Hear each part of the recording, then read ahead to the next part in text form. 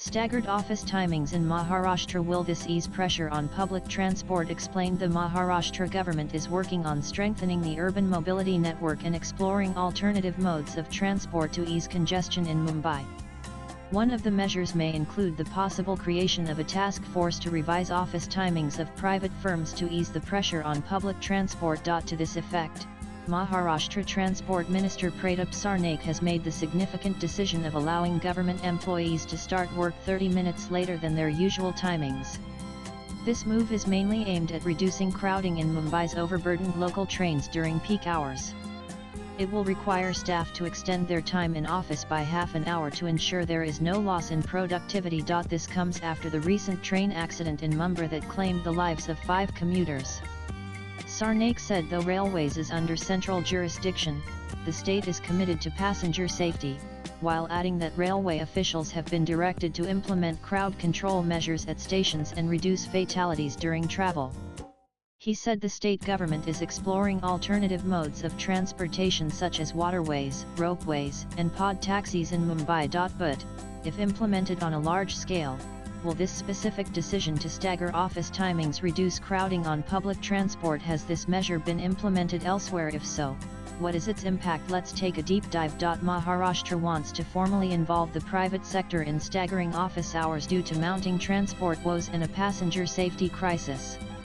The existing infrastructure expansion is not significantly helping ease congestion. Behavioral changes in work hours are seen as quick, low-cost demand-side interventions to reduce peak stress on the railways.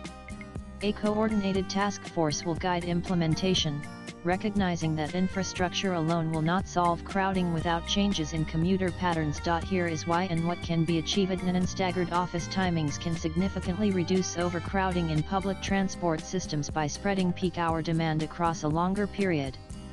This strategy has been tried in different cities with varying degrees of success and, in some cases, is still being used. Nana, New Delhi, India. During COVID-19, the Delhi government advised staggered office timings in 2020 to reduce crowding on buses and the Delhi Metro. Ministries and departments were told to function in different shifts: 9 am to 5:30 pm and 10 am to 6:30 pm. This helped reduce rush during the critical months and was praised as a short-term decongestion measure. Singapore. The Singapore government has encouraged staggered work hours since the 1970s. It remains part of long-term urban transport planning. Today, it is combined with flexible work arrangements to reduce peak loads on the MRT and buses. Employers are sometimes given benefits for allowing employees to work staggered hours. Tokyo, Japan. Tokyo's train systems are among the busiest in the world. In 2017-2019, the government pushed for Jisa Biz, a campaign encouraging companies to adopt staggered office hours. This is still encouraged today, especially before major events like the 2020 Olympics postponed, to reduce metro congestion. The city witnessed some easing of morning peak hour loads during pilot periods. London, UK. Flexitime and staggered hours have been promoted for decades. After the pandemic, Transport for London TfL continues to recommend staggered commuting to avoid overcrowding on the tube and buses. Swipe left for next video and latest blogs.